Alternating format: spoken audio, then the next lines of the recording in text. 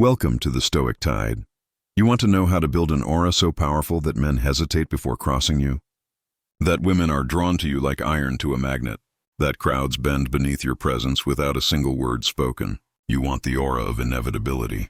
The kind of power that does not scream but makes others whisper your name with respect or fear. Understand this. True dominance isn't found in noise, bravado, or desperate displays. It's built in silence, in restraint, in calculated force. Machiavelli taught us, power isn't about being loved, nor is it about being feared. It's about being necessary. When your aura makes others believe they cannot afford to oppose you, you win before the game begins. In this monologue, I will teach you how to craft that aura, the aura that bends people's will toward your own. We will walk through 10 stages of transformation, each one a blade sharpening your psychological edge. By the end, you will not just know how to appear powerful. You will know how to become untouchable. Stay with me until the end. Comment below with the phrase "power flows to me." Let's begin. Number 1, the foundation of aura. Power begins where certainty lives. The first step to building an aura that bends others to your will is the unshakable conviction in your own mind. If you hesitate, the world devours you. If you doubt, your aura fractures. Machiavelli knew that men follow strength, even if that strength is cold and cruel. You must cultivate a presence that radiates inevitability, the sense that your path is carved in stone and nothing can move you from it. This is not arrogance. It is deliberate construction. Every look you give, every word you speak, every silence you hold must carry weight. You must learn to withhold reactions, to starve others of emotional control over you. This discipline forges the foundation of your aura. Weak men chatter to prove themselves. Powerful men conserve their words like a king, spending gold rarely and with crushing impact. Begin training yourself to see every interaction as a chessboard. People reveal their weaknesses by over-explaining, by filling silence. You, however, will stand still watching, listening, calculating. The less you reveal, the more they project, and the more they fear what you might be capable of. That fear is the seed of control. If you want to start embodying this today, comment below. My silence commands respect. Number 2, the mask of controlled power. Your aura is not what you truly are. It is what you allow the world to see. Machiavelli taught that men judge more by appearances than by reality. And this truth is your weapon. Understand? Raw emotion, uncontrolled impulses, outbursts of rage, or floods of excitement. These are weaknesses that crack the mask. Your face must be a fortress. Your voice a calculated instrument. Your eyes the windows of dominance. When people cannot read you, they cannot predict you. When they cannot predict you, they cannot control you. This is controlled power. The art of mastering yourself so thoroughly that others feel small in your presence. Cultivate an expression of quiet authority, a stillness that unsettles the frantic energy of lesser men. Move slowly with intention as if the world bends to your pace. Every gesture, every pause must signal that you do not answer to the chaos around you. Remember, power is not displayed by constantly proving it. It is displayed by never needing to prove it. When you walk into a room, you should not chase attention. It should fall on you as naturally as shadows fall beneath the sun. This is the mask you must forge. And when you master it, you will find people obey, not because you demand it, but because they cannot resist the gravity of your aura. If you understand this, comment below. My mask is my weapon. Number 3, the calculated use of fear. Power without fear is fragile. Respect alone cannot hold men in line. Machiavelli wrote that it is safer to be feared than loved. And though many modern men recoil from this truth, you must embrace it if you want to bend wills. Fear does not mean brutality or reckless cruelty. It means control of perception. It means crafting an edge so sharp that others instinctively avoid cutting themselves against it. The man who inspires fear does not need to shout, threaten, or beg. His presence alone carries consequences. Fear is born when people realize that crossing you leads to loss, humiliation, or exclusion from your orbit. This doesn't require violence. It requires the ability to take something away that others value, whether it is approval, opportunity, or even the illusion of your attention. Never reveal the full extent of your punishments. Keep them guessing. A mysterious man with an invisible hand is far more terrifying than a loud tyrant who shows every weapon. But balance is everything. You must temper fear with utility. Those who fear you too much will plot against you. Those who see no benefit in your shadow will abandon you. The secret is to bind fear to necessity. Be the man others rely on while simultaneously dreading the thought of losing you. That duality creates unbreakable loyalty. Understand this. Men who are loved are replaceable. Men who are feared are unforgettable. Fear is a language, and you must become fluent in it. Do not wield it wildly but surgically in silence in moments where it cuts deepest. Your aura must whisper, "Defy me and you will regret it." Let them laugh at others. They will not laugh at you. If you are ready to embody this truth, comment below. My presence breeds respect and fear. Number 4, the art of emotional detachment. To bend others to your will, you must first bend yourself into something beyond ordinary emotion. Attachment, desperation over investment. These are chains that bind men and make them predictable. Machiavelli's wisdom whispers, never place your fortune in the hands of another. Emotional detachment is not about being lifeless. It is about being untouchable. When you are immune to flattery, rejection, betrayal, or even praise, you become the one element in the chaos of human nature that cannot be manipulated. Think about it. Most men crumble at rejection. They explode at insults. They beg for validation. And in that weakness, their power evaporates. But you, when you stand silent under insult, when you remain calm in betrayal, when you do not chase what leaves, you radiate a power that terrifies and captivates. People expect emotional reactions. When you give them none, they collapse into uncertainty. That uncertainty fuels your aura. Detachment also allows you to calculate with precision. Emotions fog the mind. Detachment clears it. It allows you to see the game for what it is and move pieces without hesitation. The man who loves without control is conquered by his own heart. The man who hates without strategy is consumed by his own rage. But the detached man, he uses both love and hate as weapons, never as prisons. This is why Stoicism is not weakness. It is the furnace where steel is made. You must master the ability to watch everything burn around you and still remain steady, watching, calculating, adapting. That is the essence of Machiavellian resilience. When you detach, you gain choice. You can choose when to act, when to strike, when to retreat, and when to appear generous. Nothing owns you, and thus no one controls you. Comment below if you are ready to rise above human weakness. I am untouchable. Number 5, mastery of silence and words. Words are weapons, and silence is the sheath that gives them their deadly edge. Most men squander both, rambling without precision, filling the air with noise that betrays weakness. But the man who masters silence commands the battlefield of minds before he ever speaks. Machiavelli knew that rulers should rarely reveal their intentions, and silence is the shield that guards your strategy. When you hold your tongue, you deny others the ability to read you, predict you, or undermine you. Silence makes people uneasy. It compels them to reveal their insecurities, their weaknesses, their hidden motives, while you remain the unmoving observer. In silence, you collect information. In silence, you let others expose themselves. And when you finally choose to speak, every word lands like a hammer. Every phrase etched into the minds of your listeners as if it carries divine authority. But mastery of words is just as crucial as mastery of silence. Words are not for explaining. They are for influencing. They must be precise, sharp, and deliberate. Never speak to be understood. Speak to shape perception. Learn the art of commanding language. Short, powerful statements that leave no room for doubt speak in terms of power, necessity, and inevitability. Never justify, never over-explain. Justification signals weakness, and weakness breeds contempt. Instead, make declarations, issue directives, or deliver subtle provocations that twist the mind of the listener into your frame. And when silence follows your words, let it hang heavy. Let it burn into their memory. The combination of silence and speech is like a blade and its strike. Without one, the other loses force. If you want to build an aura so potent that your presence lingers long after you leave, master this balance. Speak less, but make every syllable cut. Listen more, but reveal nothing. The aura you project will become one of mystery, dominance, and gravitas.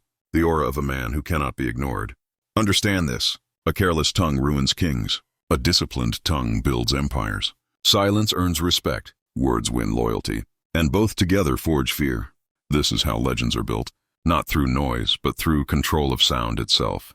If you are ready to command with silence and conquer with words, comment below. My silence speaks louder than kings. Number 6, the weaponization of presence. Your aura is not merely an idea. It is a force that must be felt the instant you enter a room. Presence is invisible power turned tangible, and it is built through deliberate control of energy, body, and space. Understand this. Most men stumble into rooms seeking approval, hoping to be noticed. But the Machiavellian mind never hopes. It commands. Presence begins with posture. The way you hold yourself signals to others whether you lead or follow. Stand as though the ground itself belongs to you. Shoulders squared, movements measured, no wasted gestures. The weak man fidgets. The strong man flows. Next comes pace. Move slower than the rest. Because haste is the child of anxiety, the man of presence sets the rhythm and others unconsciously adjust themselves to it. Then there is eye contact, perhaps the most primal tool of dominance. Do not dart. Do not chase. Hold steady. Observe calmly and let others break first. The one who looks away concedes the invisible battle. And beyond body there is aura projection, control of voice, breathing, and even silence. When you speak, your tone must be low, firm, and deliberate, as though each word is carved into stone. When you pause, let the silence stretch, because in those moments, the weight of your presence crushes the nervous energy of everyone around you. Presence is also built through scarcity. Do not make yourself overly available. The man who is everywhere becomes invisible. The man who appears rarely but powerfully becomes unforgettable. People should feel the room shift when you arrive and feel emptiness when you leave. That is how legends are remembered, through contrast. You must also cultivate an inner conviction that bleeds outward, because presence without belief is theater, and theater collapses under pressure. Believe you are the axis of the room and the room will bend to your gravity. Presence is not something you do. It is something you are. When mastered, you won't need to demand respect. It will be given before you even open your mouth. If you are ready to forge this kind of aura, comment below. My presence is undeniable. Number 7. The science of psychological leverage. If you wish to bend people to your will, you must master leverage. The subtle chains that bind their decisions without them ever realizing they are shackled. Power is not brute force. It is the art of pulling invisible strings. Machiavelli taught us that men are driven by two forces: fear of loss and hope of gain. To control someone, you must learn which lever moves them most efficiently. Every person carries hidden desires, insecurities, and fears, and your aura becomes magnetic when it signals that you understand those hidden layers better than they do themselves. This requires observation. Listen more than you speak. Watch body language. Track patterns in behavior. Note every reaction, every word choice. Weak men ignore details. Powerful men collect them like weapons. Once you know what someone values, you own them. If they crave validation, make your approval scarce. If they fear exclusion, remind them subtly of how fragile their place is. If they hunger for opportunity, position yourself as the gatekeeper. The beauty of leverage is that it allows you to control without force, to dominate without visible effort. This is where dark psychology merges with Machiavellian realism. You do not simply respond to people. You engineer their responses, plant ideas, guide emotions, and let them believe they arrived at their choices freely, when in reality, you have written the script. True power is invisible orchestration, but leverage also demands discipline. Never overplay it. If people sense manipulation, they will resist. The most effective control is the one they never notice. Give them enough freedom to feel independent, but subtly direct every choice toward your desired outcome. The greatest kings and conquerors mastered this art, not by ruling with constant force, but by weaving invisible nets of influence that no one could escape. Ask yourself, what do people around you fear most? What do they desire most? Then craft your presence so that you become both the answer to their desires and the shadow of their fears. That duality makes you indispensable, and indispensability is the ultimate weapon. Remember, men can betray leaders they do not need, but they cannot betray those they depend on. If you can make yourself the silent architect of someone's survival, their growth, or their pride, you own them. This is not kindness, it is strategy. To wield leverage is to play chess on the board of human psychology, where every move is subtle but decisive. When you master it, you will no longer chase influence. Influence will chase you. If you understand this, comment below. I control the unseen strings. Number 8. The discipline of ruthless boundaries. Power is not only built on what you do, it is carved out of what you refuse to tolerate. Boundaries are the invisible walls of your empire, and without them, your aura will collapse under the weight of disrespect. Weak men accept too much, forgive too quickly, and compromise too often. And in doing so, they teach the world to walk over them. A Machiavellian mind does not allow such erosion. Ruthless boundaries are not about cruelty. They are about clarity. They declare without words that your time, energy, and presence are not cheap commodities. They are luxuries. When people sense they can cross you without consequence, they strip your aura bare. But when they realize every action has weight, every violation has cost, and every insult has consequence, your value multiplies. Boundaries are the foundation of respect, and respect is the seed of fear. Do not confuse kindness with weakness. Kindness should be a choice you grant, not a default you bleed. To enforce boundaries, you must master detachment. If someone wastes your time, you cut them off. If someone disrespects you, you withdraw your presence. If someone tries to exploit you, you make them regret the attempt. And you must never hesitate. Hesitation signals weakness, and weakness invites escalation. Enforce your lines quickly, coldly, and without apology. Your aura will become a fortress, impenetrable, admired, and feared. Yet boundaries also sharpen your influence. When you deny access, you raise demand. Scarcity breeds value. Think of kings and rulers. They are not available to everyone, and that very inaccessibility fuels their mystique. If you want an aura that bends wills, you must learn the power of the word no. Say it without anger, without guilt, without explanation. No is the purest assertion of power because it forces others to adjust themselves to you. But boundaries are not only external, they are internal. You must set boundaries with your own indulgences, your own laziness, your own emotions. If you cannot discipline yourself, the world will see through the facade and exploit your cracks. Self-control is the highest boundary, and without it all others crumble. A man who controls his appetites, his time, and his reactions radiates authority, while a man enslaved by impulses invites ridicule. Your aura must project this ruthless discipline, untouchable by others, uncorrupted by yourself. And when you embody this standard, people will either fall in line or fall away, and both outcomes serve your power. If you are ready to wield boundaries as weapons, comment below. My lines are unbreakable. Number 9, the shadow of strategic cruelty. There comes a moment when pure presence, silence, leverage, and boundaries are not enough. To truly bend people to your will, you must embrace a truth most men will never admit. Cruelty, when used with precision, is a tool of power. Machiavelli himself declared that cruelty, if well applied, can secure authority faster than misplaced mercy. The weak recoil from this truth, but the powerful understand that cruelty is not reckless brutality. It is controlled fire. It is the willingness to do what others cannot, to cross lines that paralyze the ordinary, to strike in ways that leave lasting impressions.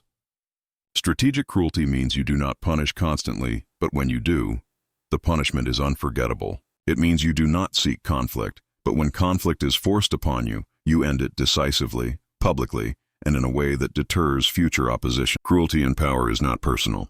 It is tactical. When executed with cold calculation, cruelty establishes a precedent. It tells the world your aura is edged with steel, not velvet. Yet cruelty must be measured. Use it too often and you become a tyrant who inspires rebellion. Use it too softly and it loses its edge. The art is in timing and scale. Sharp enough to scar, rare enough to haunt. Think of a predator. Does the lion attack every animal in sight? Number. It selects, stalks, and kills with precision, sending fear rippling through the herd. So must you. Strategic cruelty also extends to yourself. You must be cruel to your weaknesses, merciless with your excuses, ruthless with your own mediocrity. Destroy laziness before it destroys you. Shatter your comfort zones before they rot you from the inside. When you apply cruelty to yourself, you sharpen into a blade the world cannot dull.